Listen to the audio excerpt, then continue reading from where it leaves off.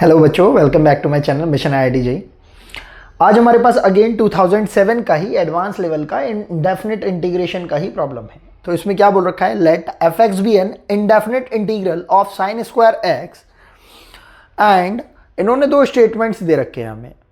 The function f x satisfies f of x plus pi equal to f of x for all real x and statement 2 बोल रखा है sine square x plus pi equal to sine square x for all real x. इसके अंदर हमें दोनों ही statements को check करना है, पता लगाना है कि कौन सा स्टेटमेंट ट्रू है एंड कौन सा स्टेटमेंट ट्रू नहीं है। उसके बेसिस पर जो भी ऑप्शन हमारा करेक्ट बैठेगा हम वो ऑप्शन चेक कर लेंगे। तो बिल्कुल स्ट्रेट फॉरवर्ड, इतना इजी प्रॉब्लम ये इन्होंने पूछ लिया है इसके अंदर। तो इसे देख लेते हैं।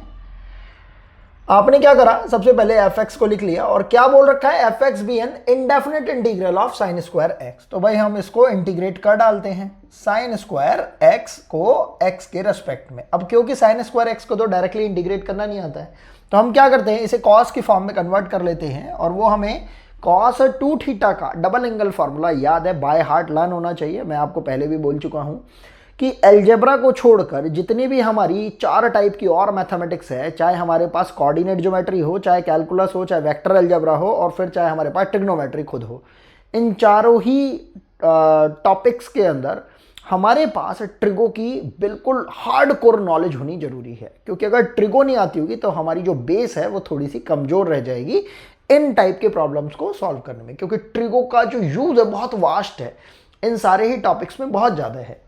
तो हमने साइन स्क्वायर एक्स को कन्वर्ट कर लिया किसमें, कॉस के डबल एंगल फॉर्मूले में। तो ये कितना हो जाएगा, 1 minus cos of 2x divided by 2 और dx के रेस्पेक्ट में, x के रेस्पेक्ट में।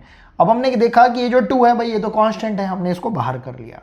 तो 1/2 को तो हमने बाहर कर लिया और जब हमने इसको इंटीग्रेट करा तो हम देख रहे हैं 1 का इंटीग्रेशन तो कितना हो जाएगा, x हो जाएगा। एंड कॉस ऑफ 2x का इंटीग्रेशन कितना हो जाएगा, साइन ऑफ 2x। और यहां पर ये जो x का कोफिशिएंट है 2 है, तो इससे हमें डिवाइड भी करना पड़ेगा और अपनी तरफ से एक कांस्टेंट c भी हमें इसमें ऐड करना पड़ेगा। क्योंकि इनडेफिनिट इंटीग्रेशन है तो हमें नहीं पता कि कौन सा कांस्टेंट इसमें जनरेट हुआ होगा।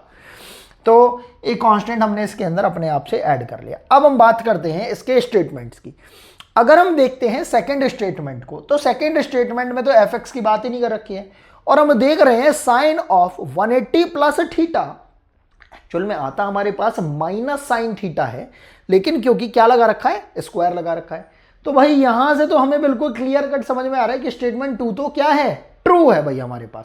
यहां पर इसका जो रिलेशन इन्होंने हमें दे रखा है, स्क्वायर लगाकर दे रखा है, बहुत ही इजी तरीके का इन्होंने हमें स्टेटमेंट दे दिया है। तो हम यहां पर डायरेक्टली ये बता पा रहे हैं कि ये जो हमारे पास इक्वालिटी आ रही है बिल्कुल करेक्ट है, स्टेटमेंट करेक्ट है। तो ये करेक्ट है हमारे पास।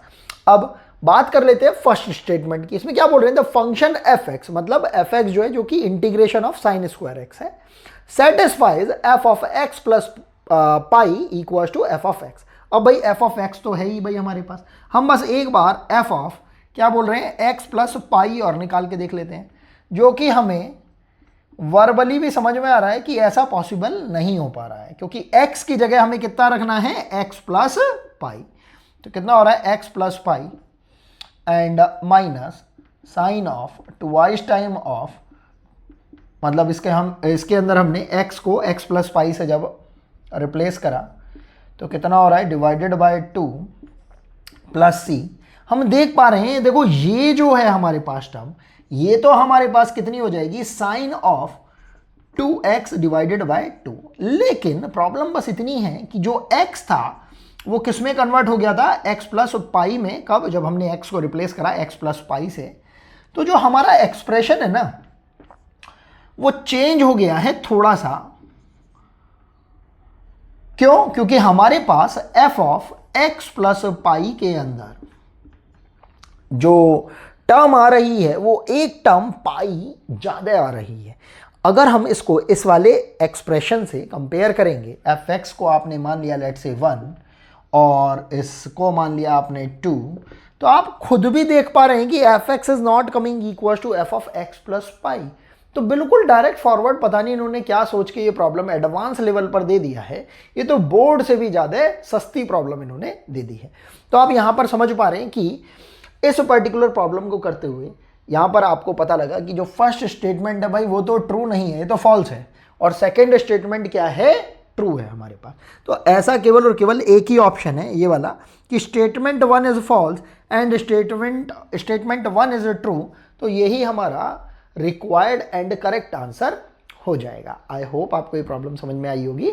मिलते हैं आपसे नेक्स्ट वीडियो के अंदर, अभी के लिए थैंक्स फॉर वॉचिंग।